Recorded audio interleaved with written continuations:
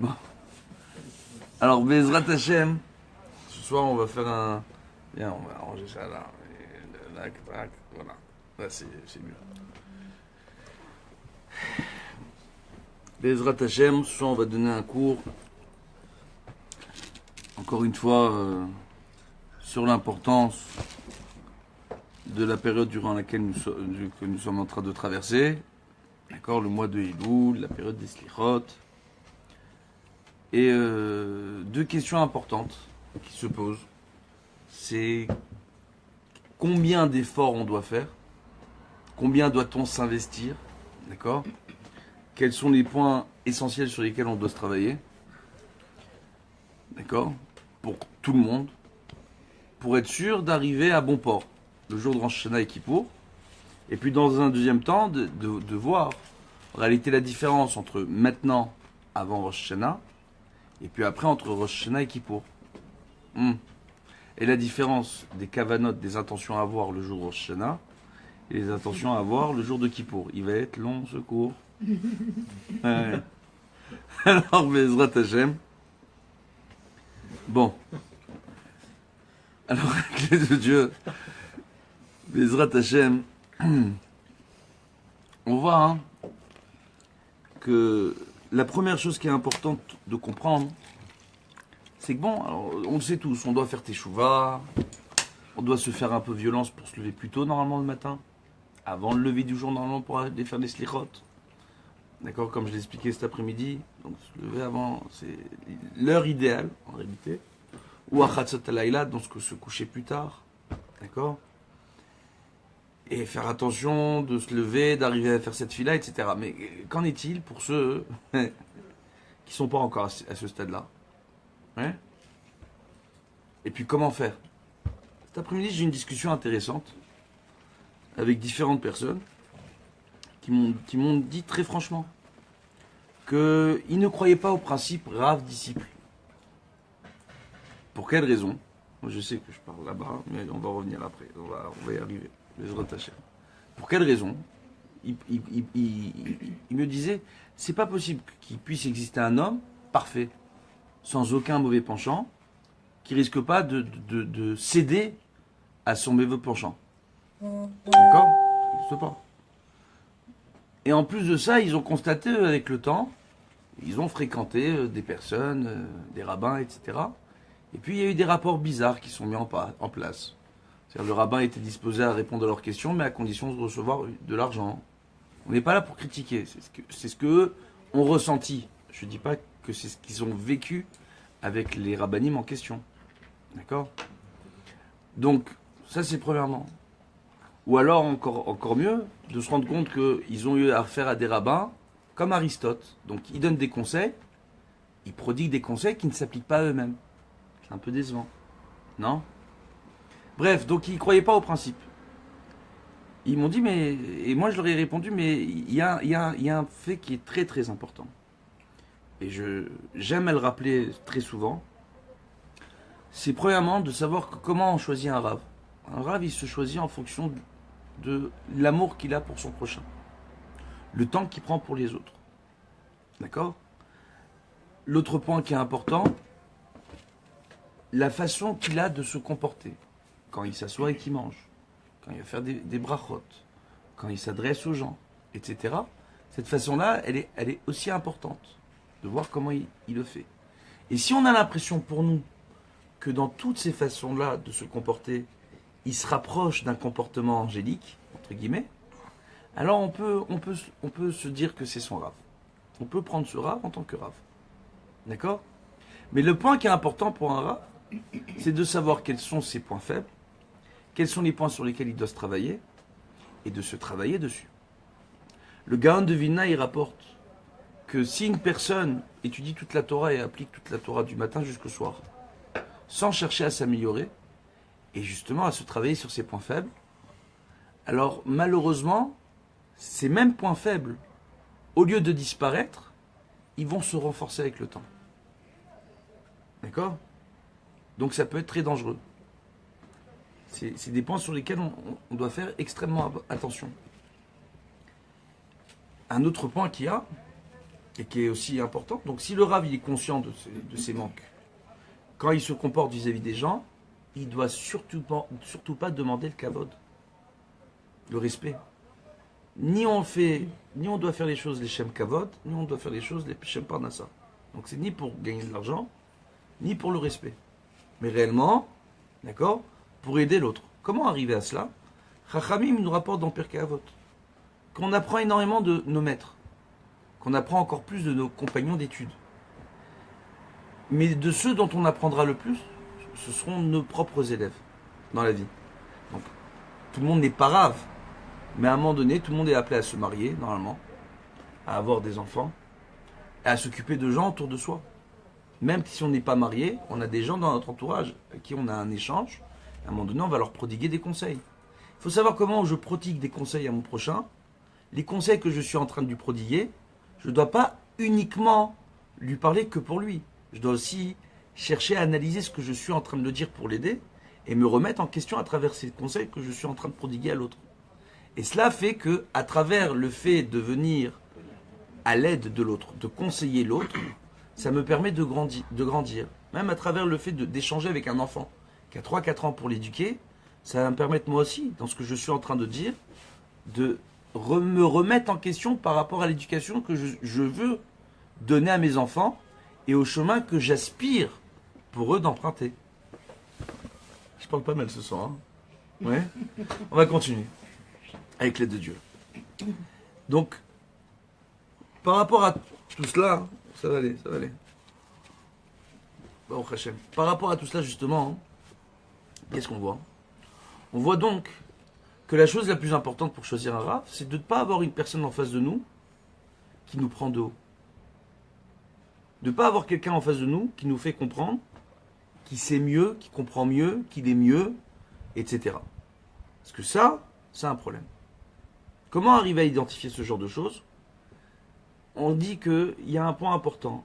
Un Rav ne doit pas demander le kavod. Si on voit un Rav qui rentre dans une salle et qui demande aux gens « Levez-vous pour moi », parce que les gens ne se sont pas levés, on dit que c'est yuhara. C'est une preuve d'orgueil, d'accord? Et quelque part là-bas, il y a un problème. Il y a le feu de l'orgueil qui est en train de brûler cette personne-là de l'intérieur. Et les conseils qu'il risque de donner risquent d'être mauvais, entre guillemets. D'accord? La chose la plus importante, c'est la capacité d'un homme d'arriver à reconnaître ses torts et ses faiblesses. Un jour, il y a un Rosh Yeshiva. Il donnait un shiur dans sa yeshiva, devant près de 400 bachurim. D'accord? Le Rosh Yeshiva de yeshiva qui est le Rav Shmueli, je crois, si je ne dis pas de bêtises, c'est le Rosh Yeshiva de la yeshiva Teretuel à Bnei Brak. Il donnait un cours comme ça, et c'est une yeshiva ktana. Donc les enfants dans les yeshivas, ils ont entre 12-13 ans jusqu'à 15 ans à peu près. D'accord? 14-15 ans. Et on voit quoi? On voit que lui, il pose des questions au Bachourim, et arrive un Bachour à qui il pose des questions sur l'Akbara, le Bachour lui répond, et le Rav lui dit non, tu te trompes. La réponse, elle est comme ça, et comme ça, et comme ça, et comme ça. Et le Bachour, il dit, mais Vodarav, en étudiant le Maharal, et en étudiant le Maharshal, et en étudiant tel et tel commentaire, le Pni Yoshua, etc., j'arrive pas du tout à ce que vous êtes en train de me dire. Et en voyant tel Mefaresh et tel commentateur et commentateur, ce que vous êtes en train de me dire, ça colle pas avec ce qu'eux expliquent. Donc j'aimerais que vous m'expliquiez. Le Rav a pris un moment, il a ouvert les commentateurs en question, il a regardé la Gemara, il a dit au Bachour, tu sais quoi, tu as raison. J'ai raté un tout petit élément dans les commentaires. De ce fait, c'est toi qui as raison, c'est moi qui ai tort. Résultat, à votre avis, les Bachourim, ce sont des gamins entre 12 ans et 15 ans. Ils se sont moqués de leur Rav. Ils ont dénigré leur Rav. Ils ont dit le Rav, il connaît rien. Pas du tout. Ils ont dit voilà, ça. Il a eu tort. Il a été capable de le reconnaître devant tout le monde et devant des enfants qui sont beaucoup plus jeunes que lui. Il dit ça, c'est un vrai Rav. Ça, c'est une mahala. C'est quelque chose de très important. C'est un point qui est important. Et pour quelle raison? Parce qu'on sait très bien, c'est rapporté dans le Zohar. Si un Rav enseigne une halakha, s'il induit les gens en erreur sur la cacheroute, il le payera dans son sang. c'est autour de lui, ses parents, sa famille, ses proches, risquent d'être malades s'il induit les gens en erreur dans sa façon d'enseigner. Raison pour laquelle les rabbanim qui sont autorisés à enseigner la halakha s'appellent des moréora, des rabbanim à qui il a été donné un diplôme d'enseignant en loi juive. S'ils n'ont pas le diplôme, mais qu'ils ont juste étudié au collège quelques années, ou même de nombreuses années, mais qui ne se sont pas assis dans des batéoras, dans des maisons d'enseignement, où les gens viennent pour poser des questions, et qui n'ont pas vu et n'ont pas entendu ce qui se dit dans ces batéoras-là, ils ne pourront pas enseigner la halakha correctement. Et même mieux que ça, il vaudra mieux pour eux ne pas enseigner la halakha. Maintenant, il y a des halakhot que tout le monde connaît, d'accord? Modani, le matin, les Tilat Yadayim, etc. Tout le monde peut les enseigner, ces halakhot-là.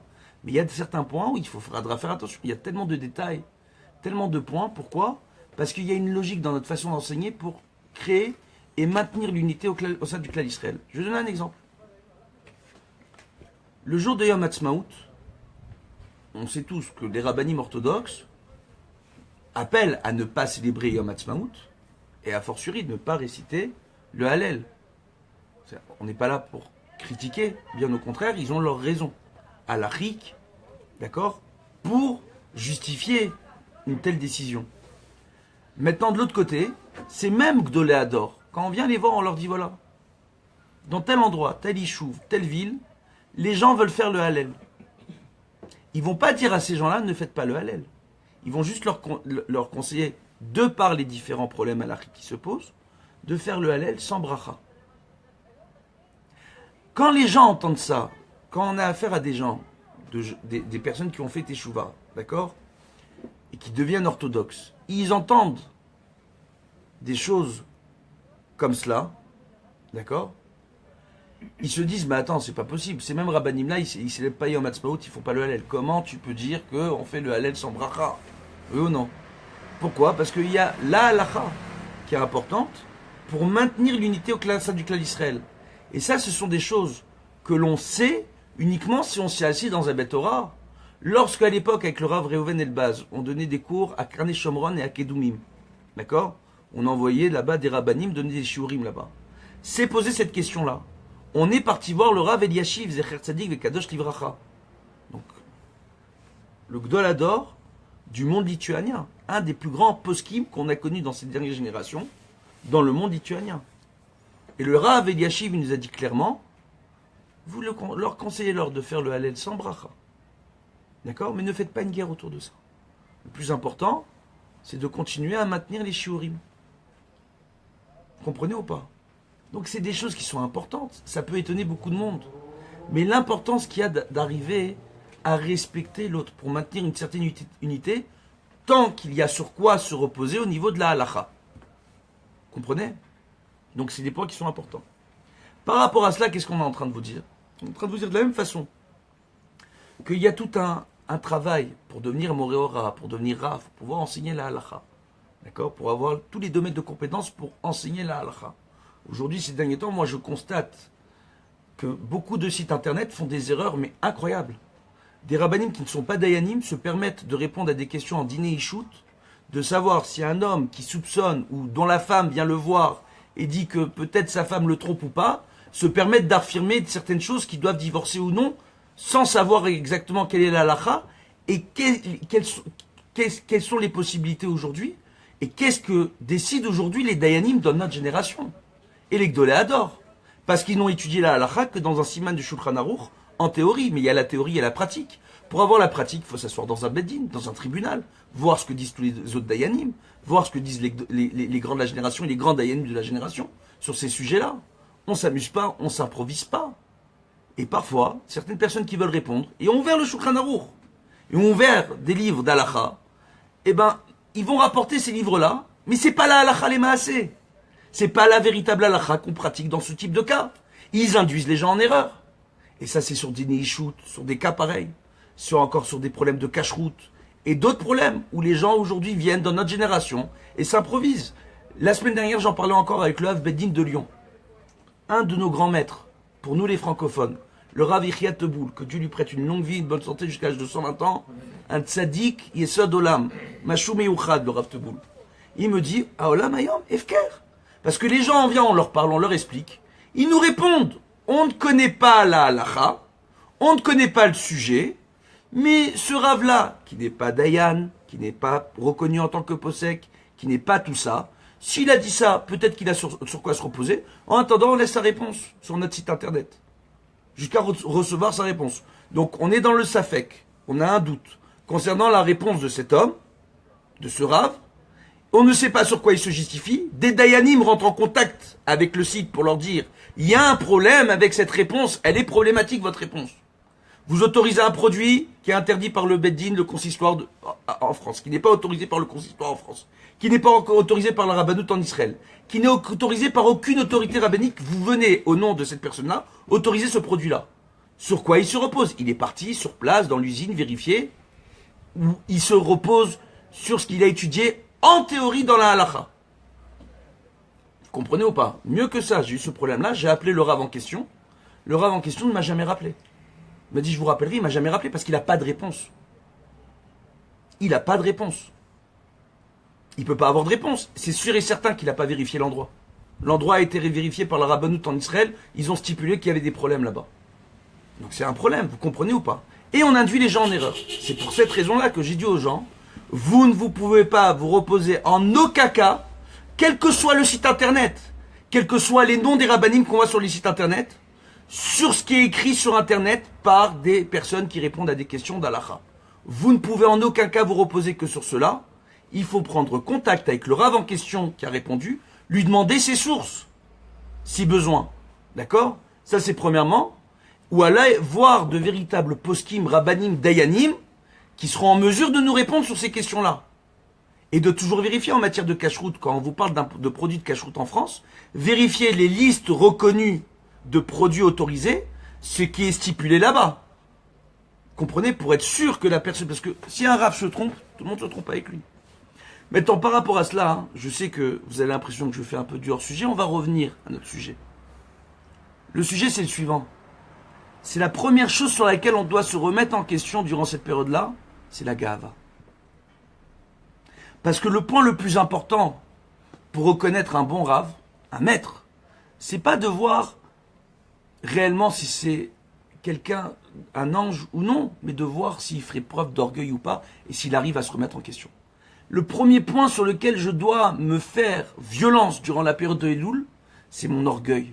Ma capacité à, oui ou non, réussir à me remettre en question et à écouter les remarques des autres, ce que les autres ont à me dire, quelle que soit leur culture, quel que soit leur niveau entre guillemets d'instruction, quel que soit leur milieu social, parce qu'on est appelé à apprendre de chacun dans ce monde.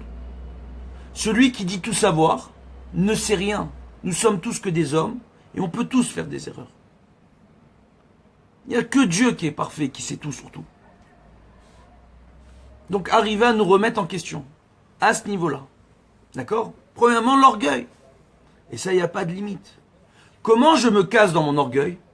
Déjà, se casser dans son orgueil, Chachamim me disent déjà, casse-toi dans tes besoins personnels. Tu aimes bien manger le chocolat? C'est pas assourd de manger le chocolat. Hein. Attention, hein. D'accord? Quand il est cachère, liste de produits autorisés, ou avec un tampon de cache-route comme il faut, etc. Chacun par rapport au niveau de cache-route qu'il a choisi d'appliquer chez lui. Baruch Hashem, il n'y a pas de problème. Mais, de voir combien tu manges. Déjà, ça commence par cela. Le Rav Kook, Zecher Tzadik et Kadosh Livracha, disent que la plus grande teshuva, pour faire une véritable teshuva, il faut arriver déjà à faire une teshuva sur les besoins corporels. C'est-à-dire, sur ma façon de m'alimenter. Combien je mange. Chachamim garantissent, entre guillemets, dans le Zohar, que la nourriture de Shabbat et des fêtes ne ferait pas grossir. Attendez. L'Abkeïla. Hein?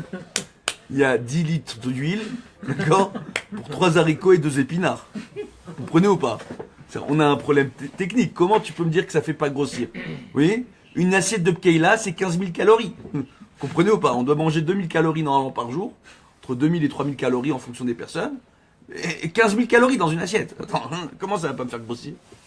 Chachamim, qu'est-ce qu'ils nous expliquent en réalité? Durant la semaine, une personne se doit de ne pas manger comme le jour de Shabbat ou les jours de fête. Ce qui veut dire que durant la semaine, on doit faire attention aux quantités qu'on mange. Le Rambam en parle de l'estomac, c'est comme une poche, c'est un muscle qui se détend ou qui va se tendre en fonction de son activité et de combien j'ingurgite. Plus je vais manger, plus je vais avoir une notion de faim, une impression de faim. Ça ne veut pas dire que mon corps réclame, parce que mon corps, plus je mange, il va utiliser ce dont il a besoin comme énergie durant sa journée, et le surplus, il va le mettre de côté.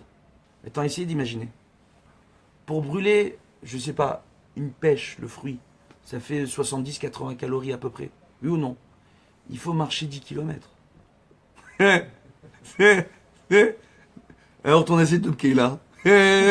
Tu dois faire aller-retour à pied, hein. France, États-Unis, tu te débrouilles. Tu vois ce que je veux te dire ou pas? Pas tu dois marcher. Oui ou non? Maintenant, bref.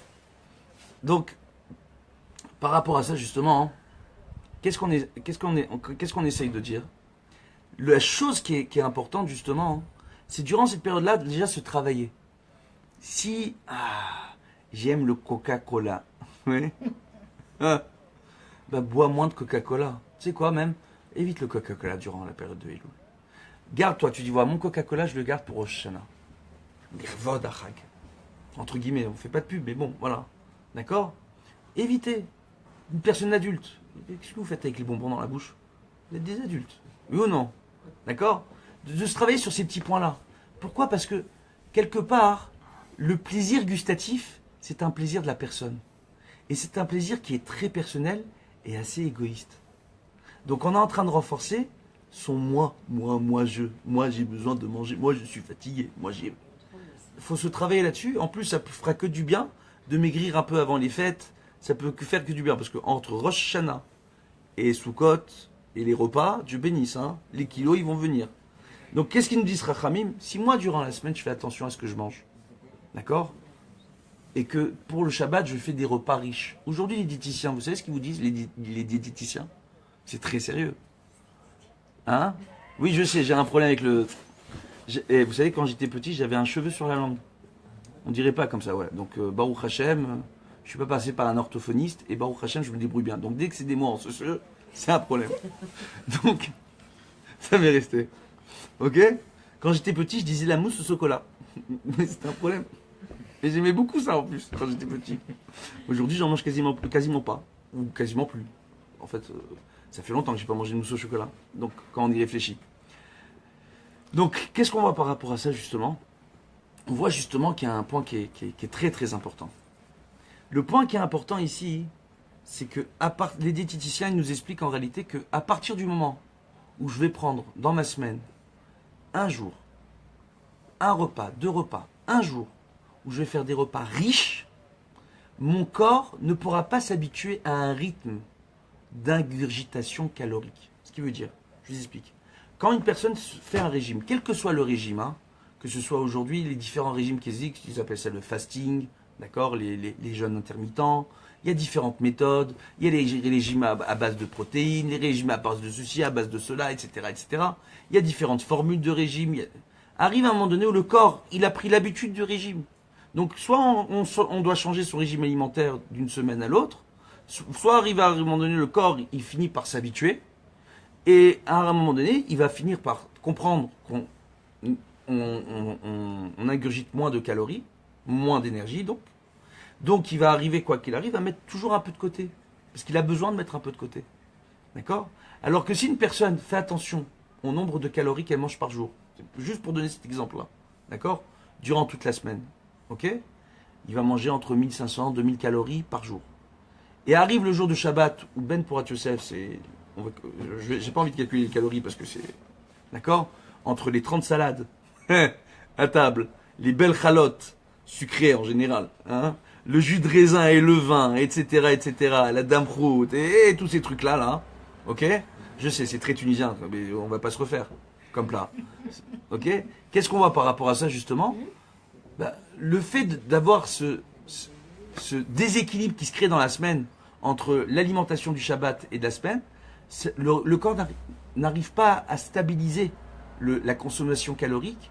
Et durant la semaine, quand je reprends, entre guillemets, un rythme, une façon de m'alimenter beaucoup plus légère, et bien tout simplement, le corps, lui, il va continuer à éliminer le surplus. Et c'est comme ça qu'on se maintient. Et c'est comme ça que la nourriture de Shabbat ne fait pas grossir. On rappellera que Chachamim, c'était leur cas. Durant la semaine, ils mangeaient très peu. Ils se contentaient de peu. Parce que ça renforce la gahava, tous ces plaisirs personnels. Oui. Quand il y a le plaisir des yeux, j'ai envie de regarder un film. Mais pourquoi tu as envie de regarder ton film? C'est que pour toi, il t'a apporté quoi le film à la fin? Je suis sûr qu'il doit y avoir des documents, des documentaires et des films intéressants qui changent la vie d'une personne. Mais la majeure partie des films aujourd'hui, est-ce que c'est le cas? Lorsque j'étais plus jeune, d'accord, et qu'il m'arrivait dans ma jeunesse de regarder des films, je peux vous assurer qu'il y a beaucoup de films qu'on regardait, ça n'apportait rien de particulier. Vous comprenez ou pas? Donc par rapport à ça justement, c'est de voir pour qui tu regardes le film, pourquoi tu le regardes, qu'est-ce que ça t'apporte. C'est un plaisir qui est, encore une fois, personnel. Tu es en train de te renforcer de quoi? Prends cette période-là et détache-toi un peu de toutes ces choses-là. C'est une chose qui est importante pour arriver à se rattacher à Kadosh Baruch Hu. Vous savez ce qui est extraordinaire? La majeure partie des gens à qui on va parler pour la première fois d'étudier la Gemara. Moi, la première fois que j'ai ouvert une Gemara, j'étais petit, j'étais à l'école juive, Baruch Hashem. Donc, ça m'a pas choqué. Mais je vois des gens qui n'ont jamais étudié la Gemara. Et à un certain âge, à l'âge adulte, on leur dit, viens, on vous ouvre la Gemara. La Gemara, il y a ce qui dit Rashi, il y a ce qui dit Tosfot, oui ou non? On est en train de parler d'un monsieur, il a allumé un feu, il y a le vent, il vient. C'est pas sa faute, le vent, il est venu. Et le vent, il a fait voler le feu. Oui ou non? Etc., etc. Donc, et ça a mis le feu au champ du voisin. Les gens, ils se disent, mais c'est quoi ces cas? De quoi on est en train de parler? Un monsieur, il est tombé du dernier étage, il n'a pas fait exprès, il est tombé sur quelqu'un. Oui ou non? Ça arrive souvent, quelqu'un tombe du dernier étage. Et en plus, là-bas dans la Gemara, on dit qu'il a survécu, le type. Comment il survit? Il avait le dernier étage. Comment? Oui. Donc, il y a des gens qui disent, mais il y a un problème avec les cas de... Qu'est-ce que c'est quoi les... En plus, c'est en araméen. Ce serait même pas déjà l'hébreu, mais l'araméen. C'est en araméen. Oui ou non? Et Rashi et Tosfot, ils ont écrit dans des lèvres bizarres. Oui. Et les gens, ils ont... Ça met une barrière entre eux et la Gemara, entre guillemets. Mais quand après, ces mêmes personnes-là, on les prend, et ils prennent une période de leur vie, on a très souvent fait l'expérience de prendre des professionnels et de leur proposer une semaine en yeshiva. Ouais, une semaine, 10 jours, de venir à la yeshiva. Et ces gens-là, après, lorsqu'ils retournent dans la vie active, pour la majeure partie d'entre eux, ils cherchent tout de suite, la première chose qu'ils cherchent, c'est un cours de Gemara. Parce qu'à partir du moment où ils se sont détachés, comme dit le Chafetz Chaim, de se détacher quelque part un peu du monde qui nous entoure, pour se mettre à un moment donné sur notre petite île déserte pour se rattacher à Kadosh Baruch Hu. Quand on fait ça, on a envie de comprendre mieux, on a envie d'étudier mieux. Combien de personnes ont du mal à étudier la Gemara, ont du mal à ouvrir un livre, mais aiment écouter les cours des rabbanim? Oui. Alors si au lieu d'écouter les cours des rabbanim, ils cherchent un cours dans le texte, ils se mettent à étudier dans le texte, mais avec une personne avec qui il y a une interaction, d'accord? Il y a le Rav il y a le fils du Rav Yechiel Street, pour ceux qui ont du mal à se déplacer, il fait encore Kol Torah, d'accord? Il propose des chevroutot par internet, d'accord? Par le biais d'applications comme Skype ou ailleurs, ou encore le Rav Rodshaya, qui a tout un groupe d'avrechim qui propose avec les gens d'étudier en tête à tête. Et un des premiers précurseurs pour les francophones, ça a été l'Admour de Kalov, qui lui fait carrément appeler des avrechim chez les gens, etc., pour essayer d'étudier même au téléphone avec les gens. Qu'est-ce qu'on voit tout simplement? Quand ça se met en place, il y a un plus grand désir d'arriver à mieux comprendre. Et quand ces gens-là arrivent à mieux comprendre, ça leur apporte... Mais ça passe par ça. Ça passe par le besoin de se détacher. Se détacher quelque part de tout ce monde qui est entre guillemets un monde de mensonges qui nous fait croire qu'on a des besoins. On veut nous faire croire qu'on a besoin de regarder tous les jours des émissions de variété avec des imbéciles qui parlent de bêtises, d'accord? Oui, on a parlé de personnes en particulier, on ne parle pas de la Shonara, parce qu'il y en a certains parlent mieux. Bon, alors maintenant ça c'est un, ou encore, de regarder des films. Ils se disent, ils ont ce besoin-là. Tu n'as pas ce besoin-là. Tu n'as pas ce besoin-là. Tu n'as pas besoin de venir sur Facebook et d'avoir le réflexe du pouce. Vous connaissez ce réflexe-là du pouce? Oui. On est la génération, on a découvert la tendinite du pouce dans notre génération, à cause des téléphones. Oui. Alors jusqu'à qu'ils vont nous créer des téléphones ergométiques, ça va venir, hein, je vous le dis tout de suite, hein, pour éviter les tendinites des pouces, ça va venir. D'accord? Donc, ce que j'essaye de dire, tout simplement, c'est que par rapport à ça, donc il y a ce travail-là à faire. Tous ces petits travails-là qui sont importants. Et bien sûr, ça passe par la tfila. Et bien sûr, ça passe par le fait de faire eslichot. Et bien sûr, ça passe par le fait, chaque jour, de parler avec son créateur et de lui avouer ses fautes et de se dire, voilà, je veux faire teshuva. Comme j'ai expliqué cet après-midi, on dit Kikarov elecha davar meod beficha ulvavecha la asoto. La teshuva, elle est très proche de toi. Le fait d'accomplir Torah Mizot, c'est proche de toi. Dans ta bouche et dans ton cœur. Dans Masechet Ketubot, il est marqué que les paroles que l'on sort de notre bouche et qu'entend notre oreille rentrent dans notre cœur. Ce qui veut dire que j'ai d'abord besoin de formuler les choses avec ma parole pour arriver à influencer mes envies, d'accord, ou à calmer mes craintes, mes angoisses, entre guillemets, et à arriver à vouloir avancer, aller encore plus haut. Quel que soit le domaine dont on est en train de parler, que ce soit le domaine spirituel en Torah ou Mitzvot, le domaine professionnel ou le domaine personnel, d'arriver à s'auto-motiver. Chachamim en parle, à se parler à soi-même. Quand on parle du Cheshbon Nefesh, l'introspection, d'accord, qu'une personne doit faire de sa propre personne chaque soir avant de se coucher, elle se parle à elle-même. Il faut qu'elle se parle. C'est pas uniquement je réfléchis, je me parle. Qu'est-ce que j'ai fait de bien? Qu'est-ce que j'ai pas fait de bien? Qu'est-ce que j'aurais pu faire autrement durant ma journée? Qu'est-ce que j'aurais aimé faire autrement durant ma journée? Tous ces points-là, à partir du moment où ça passe par la parole, ça me permet de mieux comprendre et de mieux intérioriser tout ce cumul d'informations qui m'a, toute la journée, immergé. D'accord? Aujourd'hui, on est submergé par le flot d'informations, surtout avec aujourd'hui les médias sociaux et Internet et tous ces trucs-là. Les gens, ils sont submergés par le nombre d'informations, sans compter le nombre de personnes qui ont des téléphones, qui reçoivent les SMS et les WhatsApp et compagnie, et le nombre de messages qu'on reçoit. Vous voyez, dans une journée. Donc l'information. Donc le fait de parler, de prendre le temps, ça nous permet aussi de nous concentrer sur l'essentiel. Et d'arriver à savoir sur quoi on doit se travailler, sur quoi on doit s'améliorer. C'est aussi là-dessus qu'on doit se travailler durant ces périodes-là. Pour arriver prêt, le jour de Rosh Hashanah. Le jour de Rosh Hashanah, deuxième partie du cours. C'était bien? Bon. Pas de haut là? Non, ça viendra un jour. Alors maintenant, non, on rigole. Attends, maintenant, qu'est-ce qu'on voit? On voit quoi?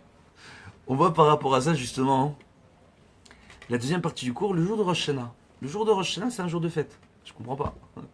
Tu me dis, c'est un jour où le monde entier, il va renaître. Dieu va décider en ce jour la façon dont il va recréer toute sa création. Ayom, Arat, Olam. Aujourd'hui, le monde rentre en gestation. Oui, Dieu va recréer ce monde et le monde va prendre naissance à Kippour.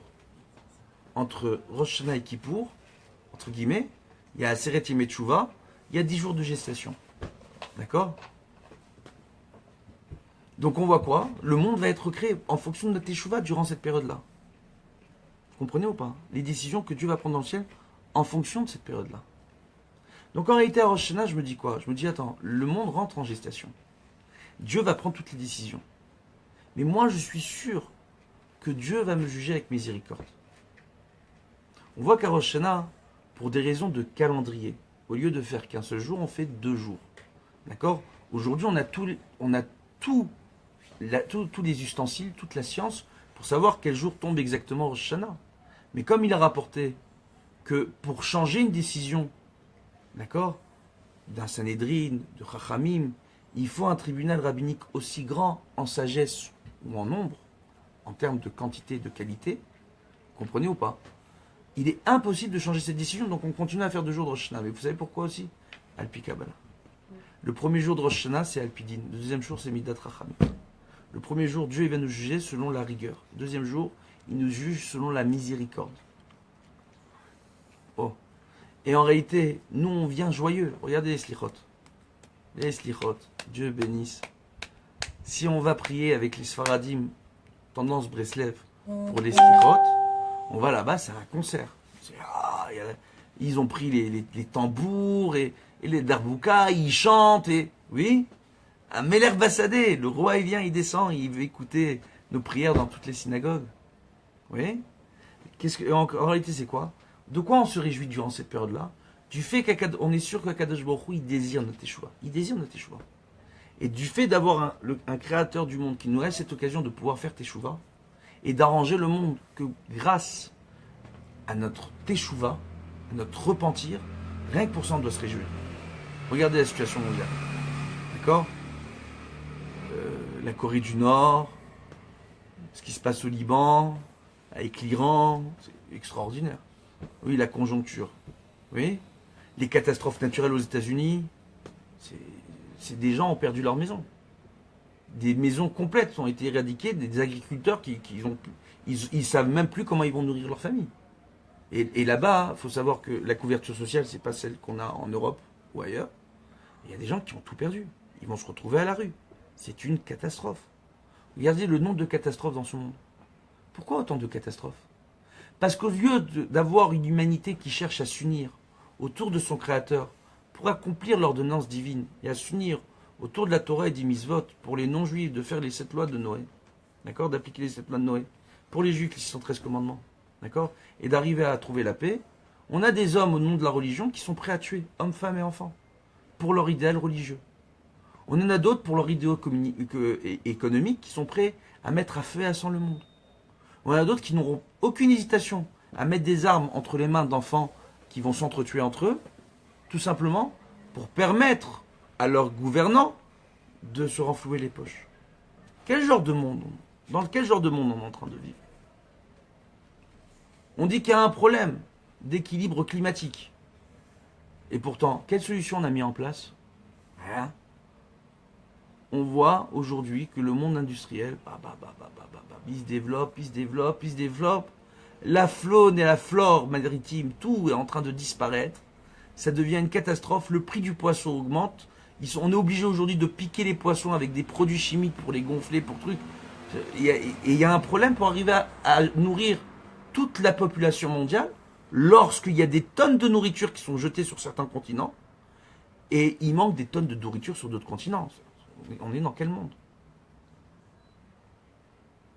Et tout ça peut changer si un tout petit peuple, par rapport à un tout petit jour dans l'année, sur un petit mois de rien du tout, décide de faire tes choix. Ouais, hein? Donc on réalise quelle responsabilité on a entre nos mains. Donc ça c'est Rosh Hashanah. Et c'est pour ça qu'on est des Simcha, parce qu'on réalise que Dieu, il nous a donné une responsabilité. Essayez de comprendre. Essayez de comprendre aujourd'hui, l'homme le plus puissant du monde, le président d'une des nations les plus puissantes, on va dire Donald Trump, d'accord? Il va attraper un grain de poussière dans le bureau ovale. Il va dire maintenant, toi, petit grain de poussière, si tu aimes tous les autres petits grains de poussière autour de toi, et si tu fais la paix avec tous les petits grains de poussière ici sur mon bureau, oui, ben tu sais quoi? Le monde sera réparé. Le grain de poussière, il se dit, attends, il est fou celui-là. Moi, je suis un grain de poussière dans un bureau, je ne sais même pas parler. Il est en train de me parler. Oui, comment il est le grain de poussière? Comment il se sent? Je suis microscopique. Comment moi je peux réparer les choses? Dans un univers aussi vaste, avec un nombre de galaxies incalculable, incommensurable pour l'esprit humain, d'accord? On voit que Dieu nous donne la possibilité de sonder sa création et de la réparer à travers sa Torah et ses mitzvot. Mais quelle taille nous on fait au regard de la galaxie? C'est pas nous le petit grain de poussière? C'est pas ça qu'il a fait à Kadosh Baruch Hu? Et c'est pour cela qu'on se réjouit à Rosh Hashanah. Après, donc toutes les kavanotes qu'on a à Rosh Hashanah, c'est de se réjouir à travers notre teshuva. De se réjouir du fait que Kadosh Baruch Hu nous ait donné l'opportunité à travers la Torah et les mitzvot de pouvoir réparer non seulement nos foyers, non seulement nos vies, mais l'ensemble de l'humanité. Et que si on a un comportement au niveau de la Torah et des mitzvot exemplaire, ce qui est très compliqué, d'accord, on peut arriver à influencer autour de nous. Vous comprenez ou pas? Aujourd'hui, il y a un nombre de non-juifs à travers le monde qui demandent aux rabbinim, venez nous donner des cours, venez nous enseigner la Torah. On veut organiser des conférences. On veut écouter la sagesse de la Torah. On veut appliquer les 7 lois de Noé. Magnifique. Baruch Hashem. Et nous, le Klal Israël. Hein? On fait quoi? Par rapport à ça, justement, on voit quoi? On voit qu'après la période entre Rosh Hashanah et Kippour, c'est Aseret Yemei Teshuvah. C'est la dernière ligne droite. Oui. Et durant cette période-là, justement, là, on doit s'inquiéter. Parce que toute la Teshuvah qu'on a fait jusqu'à Rosh Hashanah, on s'est réjoui. Mais il est possible que cette Teshuvah-là n'ait pas suffi. Pourquoi? Parce qu'il y a ma Teshuvah personnelle. On va dire, moi, à mon niveau personnel, je me suis levé tous les matins, j'ai fait les slichot, j'ai mis Rashi, Rabbeinu Tam, 10 000 paires de tefilin par jour, d'accord? J'ai mangé la méadrine, mina méadrine, j'ai évité les bonbons, j'ai écouté le ravichage, j'ai pas mangé le chocolat, je me suis mis au régime, j'ai perdu 15 kilos pour les fêtes, j'ai tout fait comme il faut. Donc au niveau de ma Teshuvah, tranquille, pépère, tout va bien pour moi. Ouais, mais il y a... Le fait est qu'on est jugé chacun par rapport à son propre cas. Mais Dieu juge en plus l'ensemble du peuple d'Israël et l'ensemble de l'humanité. Et tout ça, ça dépend de nous. Donc on n'est pas sorti d'affaire. Si moi je pense être sorti d'affaire, essayez de comprendre. Il y en a un, il est sur un bateau. Oui. Il a les rames. Il est en train de ramer. Il dit je suis en train de sauver tout le monde. Oui. De l'autre côté, les autres, ils ont tous rapporté des ouvre-bouteilles. Vous savez, pour les bouteilles de vin. Et avec les ouvres de bouteilles, ils font des petits trous dans le bateau. Un petit trou, 2 petits trous, 3 petits trous. Oui. Qu'est-ce qu'il y a? On les jette à l'eau. Il fait quoi l'autre? Il est en train de ramer. Il va arriver où quand il rame? Tu rames pour rien. Ils sont tous en train de... Oui ou non? Exactement. C'est exactement ça. Donc qu'est-ce qu'il faut? Si moi je fais une véritable teshuva, au lieu de me concentrer sur mes rames et sur moi-même, et sur mes efforts et sur que mes problèmes personnels, c'est quoi la véritable Avat Israël? Je vous invite à venir à Bnei-Brak et vous allez voir c'est quoi. Des pères de famille qui accompagnent leurs enfants à l'école le matin, ils voient d'autres enfants qui ne sont pas leurs enfants, d'accord? Qui veulent traverser. L'homme traverse de gauche à droite. Il y a des enfants sur le trottoir d'en face qui sont en train de venir. Eh ben, il va traverser dans le sens inverse pour faire passer les autres enfants. Il va demander aux voitures de... Il va s'inquiéter de ces enfants-là comme si c'était leurs propres enfants. Comme si c'était ses propres enfants.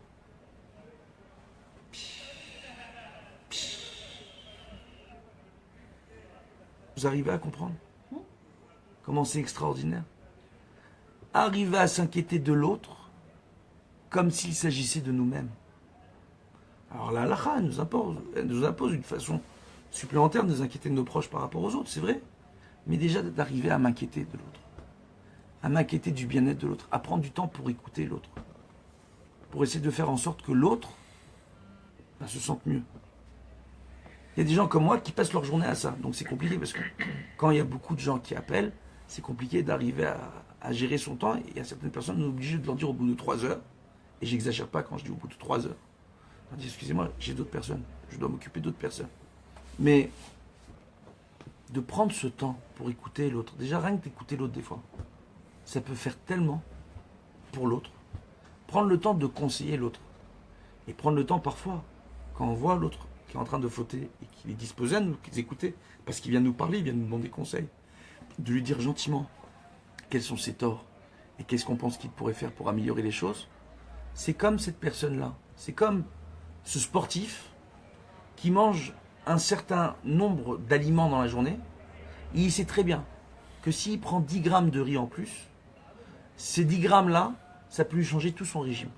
Ça peut lui faire prendre plus de muscles, comme ça peut lui faire prendre plus de gras, en fonction de ce qu'il est en train de faire et comment il est en train de faire.